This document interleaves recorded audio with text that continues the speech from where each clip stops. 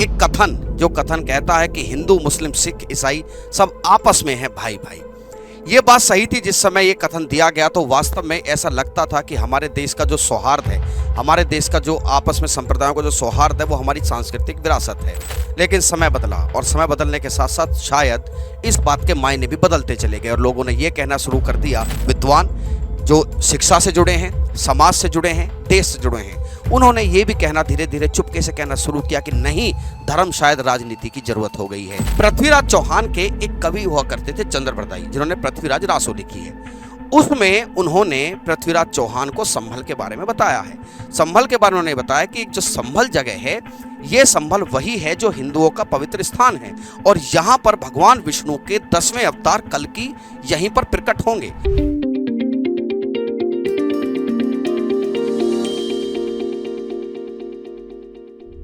RG ज्ञान सबसे सटीक। नमस्कार, जय हिंद साथियों, स्वागत है आप सभी लोगों का आरजी ज्ञान पर। मैं सुशांत कुमार हाजिर हूँ फिर एक नई चर्चा के साथ। मेरे प्यारे साथियों, आज चर्चा बहुत जरूरी मुद्दे की है। मेरे प्यारे साथियों, एक कहानी से मैं आज बात शुरू करना चाहूँगा। एक कथन जो कथन कहता है कि हिंदू मुस्लिम सिख ईसाई सब आपस में हैं भाई भाई।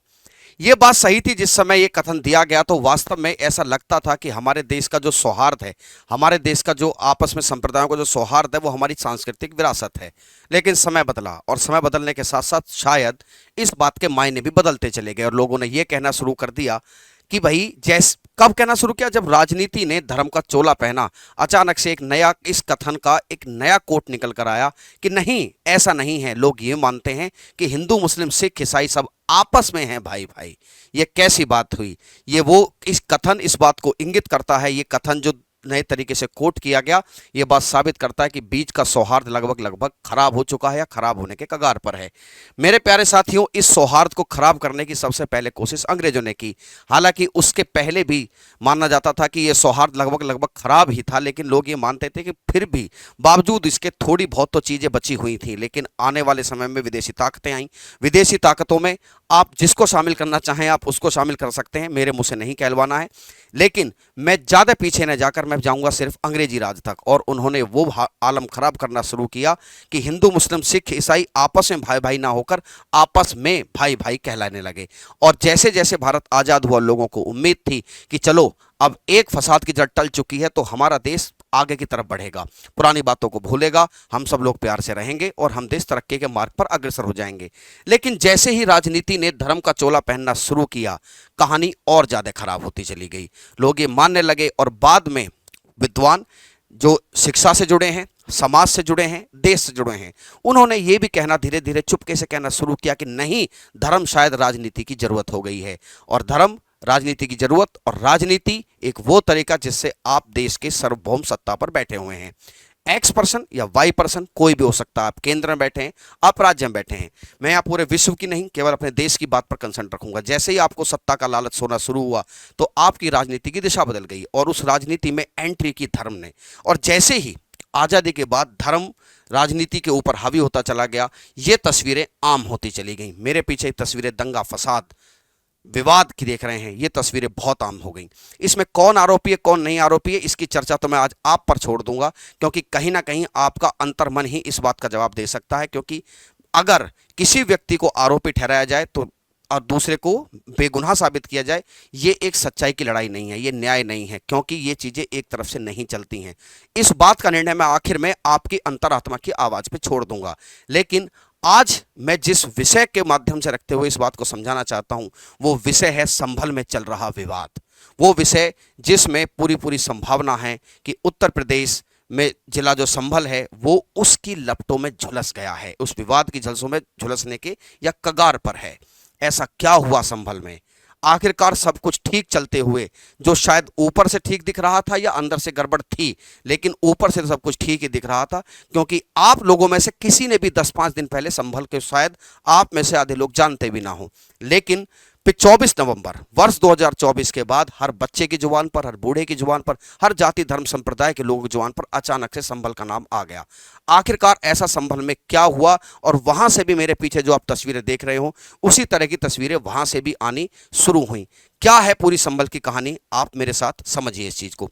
कहां है संभल? मेरे प्यारे साथियों, भारत का आबादी के हिसाब से सबसे बड़ा राज्य उत्तर प्रदेश, जहां पर सभी जाति धर्म संप्रदाय के लोग रहते हैं, लेकिन दो जातियां दो धर्म ऐसे हैं जो वहां मेजोरिटी में हैं। देखिए, जब जब आप धर्म की बात करेंगे तो धर्म मात्र एक जीवन जीने की पद्धति का नाम सोच के चलेंगे, तब आप न्यूट्रल फेज पर आ सकते हैं। लेकिन जैसे ही आप उसको दूसरे मायने में लेके जाते हैं, 100% आपके दिमाग में खुराफात या उन्माद जो है वो शुरू हो जाता है। मेरे प्यारे साथियों, इसी उत्तर प्रदेश में हिंदू और मुस्लिम आबादी ठीक ठाक रहती है। संभल में उत्तर प्रदेश का एक जिला है संभल। संभल जिसका अपना एक इतिहास रहा है। कैसे इतिहास रहा है, अगर आप थोड़े से भी जागरूक हैं या आपने कहीं पढ़ा है तो मैं ऐतिहासिक दृष्टिकोण से बता दूं कि जब बाबर आया था तो बाबर ने जब अपने भाई हुमायूं से कहा था कि अपने भाइयों में साम्राज्य का बंटवारा कर लेना, तो अस्करी जो बाबर का एक बेटा रहा है, हुमायूं का एक भाई रहा था, उसके हिस्से में ये संभल की विरासत आई थी। मेरा कहने का अर्थ है कि जैसे ही मुगल साम्राज्य शुरू हुआ, मुगल साम्राज्य का फाउंडर बाबर था, बाबर के समय से ही संभल एकदम हाईलाइटेड होना शुरू हुआ। लेकिन उससे पहले भी संभल का इतिहास जाता है। संभल के उसी इतिहास को टटोलते टटोलते, संभल के उसी धार्मिक इतिहास को टटोलते टटोलते आज ये फसाद की जड़ खड़ी हो गई है। क्या है कहानी, कौन इसमें आरोपी, मैं नहीं बता पाऊंगा। मैंने फिर कह दिया, आप अपनी अंतरात्मा की आवाज से सोच के देखिएगा कि कौन आरोपी है, कौन नहीं आरोपी है, किसके वजह फसाद की जड़ क्या है, ये अपने अंतरात्मा की आवाज से टटोलिए। और उससे बड़ा सवाल आपको ये टटोलना है कि आखिर लाभ क्या होगा, आखिर हासिल क्या होगा, अंत इस चीजों का परिणाम क्या है, अंतोतगत्वा इन चीजों के रिजल्ट क्या निकलते हैं, इन चीजों को आपको तलाशना जरूरी है। तो उत्तर प्रदेश का एक जिला संभल, संभल में कहानी शुरू हुई एक मस्जिद को लेकर। एक मस्जिद जिसे जामा मस्जिद कहा जाता है। वहां पर संभल में ये मस्जिद है, थोड़ी सी ऊंचाई पर बिल्कुल शहर के बीच में बताई जाती है, और जिसके एक तरफ हिंदुओं की आबादी है, तीन तरफ मुस्लिम्स की आबादी है। लोगों ने दावा करना शुरू किया वहां के लोगों ने कि ये जो मस्जिद है, इस मस्जिद के नीचे मंदिर है। इस प्रकार के दावे होना हमारे धार्मिक स्थलों पर या हमारे धार्मिक लोगों द्वारा कोई बहुत बड़ी बात तो है नहीं। जब दावा शुरू हुआ तो इस दावे के बाद ग्राउंड रिसर्च होनी शुरू हुई कि पहले एविडेंस कलेक्ट किए जाए, उसके बाद कोर्ट में मुकदमा किया जाए, और फाइनली संभल कोर्ट में एक मुकदमा डाला गया कि ये जो मस्जिद आपको दिख रही है साहब, इस मस्जिद के नीचे एक मंदिर है। क्या है मंदिर, इसके पीछे तर्क क्या दिए उन्होंने कि भाई मंदिर आपने कहा, कहने से तो मंदिर हो नहीं जाता, कहीं ना कहीं तर्क आपको देने पड़ेंगे। तो वो तर्क भी दिए गए। वो क्या तर्क है मैं आगे बताने वाला हूं। जब ये मस्जिद को लेकर विवाद शुरू हुआ तो बताया कि इसके नीचे एक मंदिर है, जिस मंदिर का नाम हरिहर मंदिर है। चलिए साहब, ये तो हुआ वक्तव्य। अब बात इस बात की है कि क्या क्या हलफनामे इस केस में पेश किए गए कि साहब इसके नीचे आपका हरिहर मंदिर है। जब इतिहास टटोलना शुरू हुआ तो इतिहास टटोलते कुछ बातें सामने आई।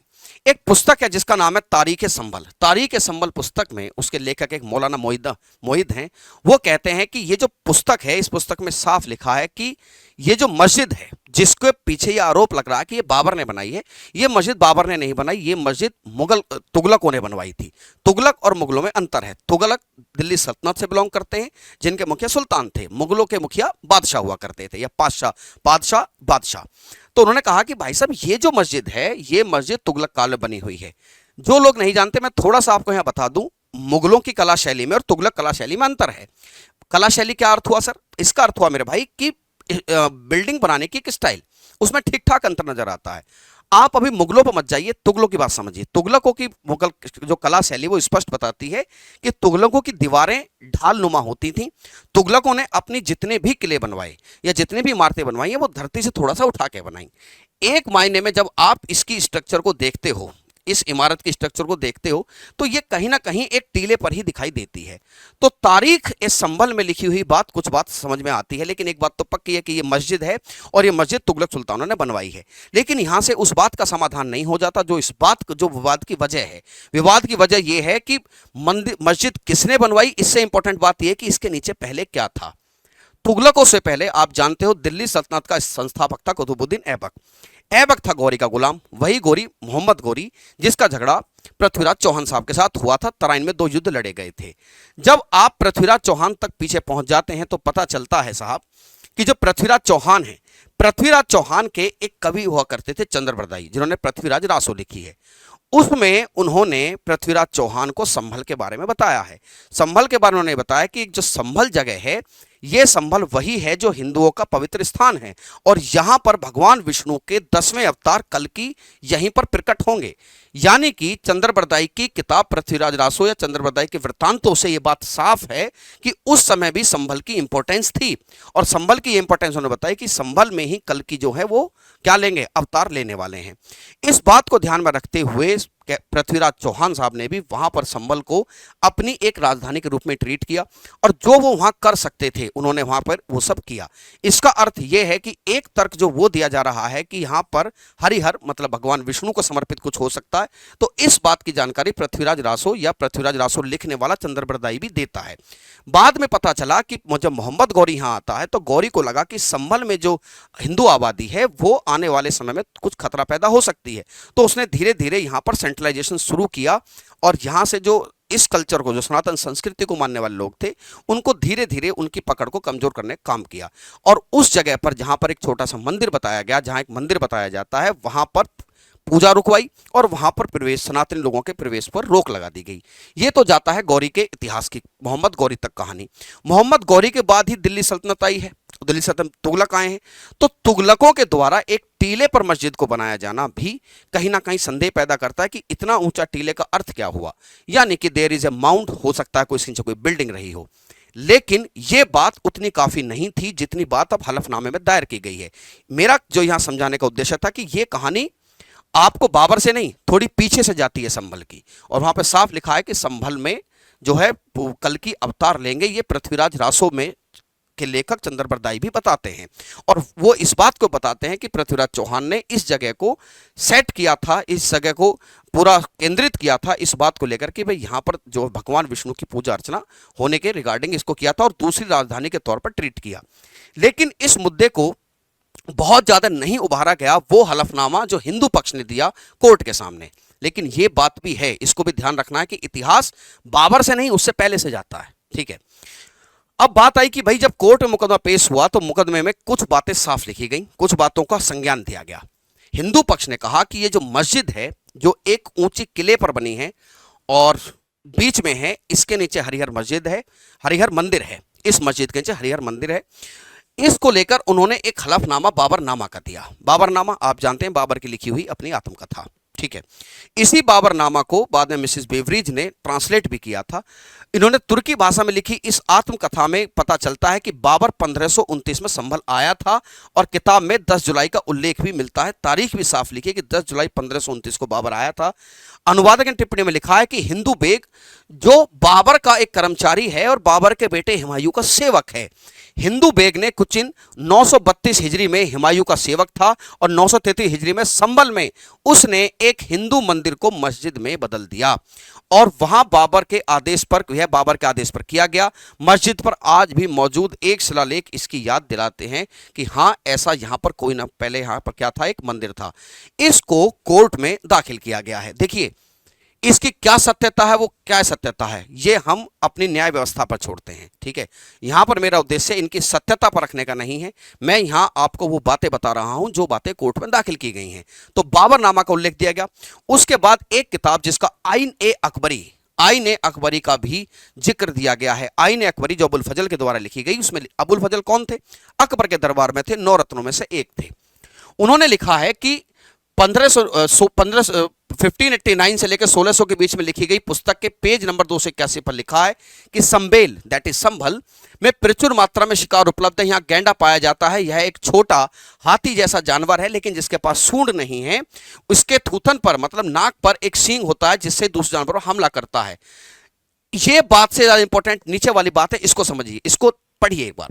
संभल शहर में हरिमंडल विष्णु का मंदिर है जो एक ब्राह्मण का है, जिसके वंशजों में से जो मंदिर है जो एक ब्राह्मण का है। और यह बात बताते हैं कि विष्णु जी का 10वें अवतार, वंशज जो विष्णु जी के वंशज बताए गए हैं, 10वें अवतार इसी स्थान पर प्रकट होगा। यह एक प्राचीन स्थान है जो शेख फरीद शंकर गज के उत्तराधिकारी जमाल का विश्राम स्थल है। वो अपने एक संत का नाम देते हैं लेकिन साथ में वो ये भी बताते हैं कि यहाँ पर एक मंदिर है। क्या है, यहाँ पर एक मंदिर है हरिमंडल विष्णु का मंदिर, जो यहाँ पर एक ब्राह्मण का ये एक मंदिर है और वो इसमें साफ लिखा है कि यहाँ पर विष्णु के 10वें अवतार जो है क्या लेने वाले हैं, अब प्रकट होंगे, जिन्हें कल की कहा जाता है। आप जानते हो कि भगवान विष्णु का जो वैष्णव धर्म है उसमें अवतारवाद का कॉन्सेप्ट है। इसी कहानी को फिर बाद में explain archaeological survey department of India ने भी किया। हालांकि आजादी के बाद एएसआई ने इसमें बहुत ज्यादा बातें नहीं बताई हैं, लेकिन एएसआई के मामले में अलेक्जेंडर कनिंघम एक अंग्रेज थे जिन्हों को माना जाता है कि भारत में पुरातत्व खोजने की अगर कहानी की शुरुआत की है तो अलेक्जेंडर कनिंघम को का नाम उसमें स्वर्ण अक्षरों में लिखा जाता है। उन्होंने एक रिपोर्ट यहां बनाई थी। हालांकि इस रिपोर्ट में कहीं भी ऐसी कोई बात स्पष्ट तौर पर नहीं लिखी गई है कि ये मस्जिद है या ये यहां मंदिर है, ऐसी कोई बात स्पष्ट तौर पर इस रिपोर्ट में नहीं है। इस रिपोर्ट का टाइटल था मध्य दोआब और गोरखपुर में भ्रमण। इन्होंने यहां पर जो संभल है उसकी प्राचीनता के बारे में बताया है, और बताया है कि किस नदी के किनारे ये है, और ये बताया है कि संभल जो है पहले संभल ग्राम हुआ करता था। यानी कि archaeological survey department of India जो अंग्रेजी जमाने में रिसर्च करता है, जिस अलेक्जेंडर कनिंघम जिसका नाम उस केस में प्रमुखता से लिया जाता है, उनका कहना यह था कि साहब यह जो संभल है जो वर्तमान में वहां पर ठीक ठाक मुस्लिम आबादी रहती है, ये पहले से ही हिंदुओं का गढ़ रहा है और यहां पर ये संबल ग्राम के नाम से फेमस था। इस रिपोर्ट को भी पेश किया गया कोर्ट के सामने। ये तारीख थी 19 नवंबर वर्ष 2024। 19 नवंबर वर्ष 2024 को जो संबल का कोर्ट है, संबल कोर्ट में इस बात को पेश किया गया और उसके पेश होते ही 1 बजे सुनवाई शुरू हुई। यहां से आपको कुछ बातें सोचने की आवश्यकता है। 1 बजे सुनवाई शुरू होती है, लगभग 1-1.5 घंटे में सुनवाई को पूरी कर लिया गया और वहीं पर जज साहब ने कहा कि I am appointing a court commissioner, वो जाएं और जामा मस्जिद का क्या करके आए, जामा मस्जिद का सर्वे करें। जैसे जामा मस्जिद के सर्वे की बात हुई, शाम को लगभग 6-6:30 बजे जिला अधिकारी साहब, जो भी प्रशासनिक अधिकारी संभल के हैं, जो जिम्मेदार हैं, वो सब एक टीम लेकर संभल की जामा मस्जिद में पहुंच जाते हैं। वहां पर एक वीडियोग्राफी की जाती है, जो कि किसी भी धार्मिक स्थल के सर्वेक्षण का पहला चरण होता है। वीडियोग्राफी की गई और वीडियोग्राफी करके 7:30 से 7:45 बजे वो टीम बाहर आ जाती है। यानी कि एक ही दिन में पिटीशन दायर हुई, पिटीशन दायर होने के बाद सुनवाई हुई, सुनवाई के बाद सर्वे हुआ। ये हमारे जो प्रशासनिक तंत्र है, ये कितना तेज काम उस दिन कर रहा था, जरा 1 मिनट के लिए सोचिए आप कि क्या भी आपने कभी ऐसा सुना है कि इतनी आनन फानन में इतनी तेजी प्रशासनिक तंत्र ने दिखाई हो, लेकिन दिखाई। और फाइनली होते होते सर्वे हुआ। उस सर्वे की दूसरी तारीख 22 कही गई थी, लेकिन दिन शुक्रवार था, जुमे की नमाज थी, बात को टाल दिया गया। 24 तारीख को फिर से सर्वे हुआ। ये वही सर्वे है जिसमें ये आरोप लग रहे हैं कि भीड़ इकट्ठा हुई और पुलिस के साथ उनके थोड़ा तनाव पैदा हुआ, जिसमें कुछ कैजुअलिटीज हो गई, जिसमें कुछ दुर्घटनाएं हुई हैं। हम आज उन दुर्घटनाओं पर तो कोई मतलब ही नहीं बनता बात करने का। यहां कौन सही कौन गलत, ये शासन देखें, प्रशासन देखें। अगर आपको उन पर विश्वास नहीं तो आपकी अंतरात्मा देखे कि क्या सही हुआ और क्या गलत हुआ, क्योंकि जितने मुंह उतनी बातें, हर पक्ष को कुछ ना कुछ कहने का मौका जरूर मिल रहा है। और मेरे प्यारे साथियों, याद रखिए, जब 2 पक्षों के पास सच्चाई का थोड़ा सा भी अंश होगा तब समझौता कराना बहुत मुश्किल हो जाता है। तो मैं ये आप पर छोड़ता हूं। मैंने क्या बताया कि विवाद क्या है, मंदिर को लेकर विवाद है, सबूत वहां पर पेश कर दिए गए। 24 तारीख के बाद पूरे पटल पर संभल जो है अचानक से हाईलाइट होने लगा कि संभल संभल और संभल। आखिर में एक बात और निकल कर आई जिसको यहां बहुत ज्यादा समझना जरूरी है। मेरे प्यारे साथियों, आपको ध्यान होगा बाबरी मामला। बाबरी केस में आप सभी जानते हैं कि क्या हुआ क्या नहीं हुआ, यहां वो चर्चा का विषय नहीं है। लेकिन पीवी नरसिम्हा राव साहब की सरकार थी। पीवी नरसिम्हा राव सरकार ने एक कानून पास किया, वर्शिप प्लेस एक्ट 1991। इस कानून में उन्होंने साफ कहा कि देखो, बात ऐसी है कि 15 अगस्त 1947 तक जो भी धर्मस्थल जैसा था उसको वैसा ही रहने दिया जाए। और मुझे नहीं लगता कि इसमें कोई कमी थी या इस बात में कोई दिक्कत है, क्योंकि शांति बनाने के लिए यह जरूरी है। मैं जिस समय तक इस सेशन को रिकॉर्ड कर रहा हूं, इस केस की आंच सुप्रीम कोर्ट तक ही पहुंच गई है और सुप्रीम कोर्ट ने भी कहा कि अभी कुछ समय के लिए चीजों को रोकिए, हम चाहते हैं कि शांति बने। नाइस। और यही बात को ध्यान में रखते हुए संसद में कानून पास किया गया था कि भाई देखो, बात ऐसी है, जो जहां है उसको वहां वैसे रहने दिया जाए। लेकिन बाबरी मस्जिद को उसके अपवाद के रूप में जोड़ दिया गया था कि यह कानून बाबरी मस्जिद पर लागू नहीं होता। बाबरी मस्जिद पर अगर कभी भविष्य में यह साबित हो जाता है, जो कि बाद में साबित हो भी गया कि नीचे मंदिर था, तो वहां पर मंदिर बनाया जाएगा, ठीक है, या मस्जिद थी तो मस्जिद रहने दी जाएगी। लेकिन बाद में आप जानते हैं कि कोर्ट ने फैसला किया और साफ कह दिया कि नीचे मंदिर था और उस पर अब श्री राम लला का मंदिर बन चुका है। तो उपासना स्थल कानून में साफ कहा गया कि 15 अगस्त 1947 तक जो जैसा था आगे भी वो वैसा ही रहेगा। उससे किसी प्रकार की छेड़छाड़ करने पर 3 साल तक की कैद का प्रावधान था। एक मामला शुरू हुआ। अब आप पूछेंगे सर अगर ऐसा है तो फिर तो संभल में कोई बात ही नहीं बनती, संभल में कोई मुद्दा ही नहीं बनता। अगर ऐसी स्थिति पैदा हुई, संभल में क्या स्थिति बनती है कि फिर तो 1991 का एक्ट है कि जो जैसा वो वैसा रहेगा। अगर नीचे मंदिर है तो मंदिर है, ऊपर मस्जिद तो मस्जिद है, अगर ऊपर मंदिर है तो मंदिर, नीचे मस्जिद है तो मस्जिद, फिर क्या मतलब बनता है। यहां से एक चीज निकल कर आई, हमारे पूर्व न्यायमूर्ति जस्टिस धनंजय चंद्रचूड़ साहब ने इसको एक्सप्लेन किया, इस कानून को। कब एक्सप्लेन किया? आप मेरे पीछे देख रहे हैं ज्ञानवापी मस्जिद, बिल्कुल ये वही ज्ञानवापी मस्जिद है जो बनारस में काशी विश्वनाथ वाला मामला चल रहा है। वहां पर भी इस बात को स्पष्ट है कि ये मंदिर के हिस्से को तोड़कर ये मस्जिद बनाई गई है। दोनों पक्ष अपने अपने तर्क देते हैं, सबूत भी पेश किए गए हैं। बाकी आप बहुत कुछ थोड़ा बहुत तो जानते ही होंगे, लेकिन आप इस टिप्पणी पर सुनिए। इसकी सुनवाई करते हुए चंद्रचूड़ साहब ने एक स्टेटमेंट दिया कि देखिए साहब, बात यह है कि ये जो कानून 1991 का है, जो एज इट इज बने रहने के लिए बात करता है, ये कानून छेड़छाड़ को रोकता है, तथ्य उजागर को नहीं रोकता। नहीं समझे हम? देखिए, ये कानून कहता है कि देखिए जहां आज मस्जिद है उसके नीचे मंदिर है, एज इट इज रहेगा। ऊपर मंदिर है, नीचे मस्जिद है, एज इट इज रहेगा। लेकिन यह कानून इस बात को नहीं रोकता है कि इस बात की जांच की जाए कि नीचे मंदिर है कि नीचे मस्जिद है। अगर ऐसा कोई रिसर्च हो रही है, ऐसा कोई सर्वे हो रहा है, तो इसको नहीं रोकता, तोड़ने को रोकता है। अब आप सोचिए ये कैसे हो सकता है? ये संभव ही नहीं है, ये संभव नहीं है। अगर मान लीजिए सर्वे के बाद ये पता चल जाए कि नीचे मस्जिद है, नीचे मंदिर है विवादित जगह पर, तो आप मानवीय संवेदनाओं को कैसे रोकेंगे? उनके इस कानून से, इनके इस स्टेटमेंट से इस कानून पे क्वेश्चन मार्क लगना शुरू हुआ। आज की तारीख में लोग ये भी कह रहे हैं कि शायद उनका यही वो स्टेटमेंट है जिसकी वजह से फसाद की जड़ खड़ी भी हुई है। ये स्टेटमेंट जो है, जो कानून 1991 की प्रासंगिकता पे सवाल खड़े कर देता है, उनके इस स्टेटमेंट से कहीं ना कहीं इस बात को बल मिला है। अब बात वो जो आपको और हमें व्यक्तिगत करनी चाहिए। मुद्दा आप समझ गए कि संबल में बात क्या चल रही है। जामा मस्जिद है, उसको लेकर सबूत पेश कर दिए गए हैं कि नीचे मंदिर है, और मांग ये है कि हमें यहां पर पूजा करने का अधिकार दिया जाना चाहिए। अच्छा, एक तो ये बात ठीक है, आप भी सही और आप भी सही, गलत तो फिर कौन? अगर आप भी सही हैं, आप भी सही हैं, गलत तो फिर कौन? क्योंकि गलत तो कोई है। अगर कोई गलत ना होता तो इस तरह के धार्मिक उन्माद ना फैलते, लोगों की जिंदगियां नहीं जाती। कोई ना कोई तो गलत है। मैं आपसे निष्पक्षता से, आपकी अंतरात्मा की आवाज से मैं ये जरूर पूछना चाहूंगा कि ये आपकी इस बारे में क्या राय है? क्या राय है? क्या समझौता विकल्प है या नहीं? क्या बातचीत विकल्प है या नहीं? क्या दोनों ही धर्म संप्रदायों को समझौते के मार्ग पर आगे चलना चाहिए कि नहीं चलना चाहिए? क्योंकि मेरे प्यारे साथियों, मुझे आज इस बात को कहने में कोई हिचक नहीं है, ये परिस्थितियां गृह युद्ध के समान होती हैं।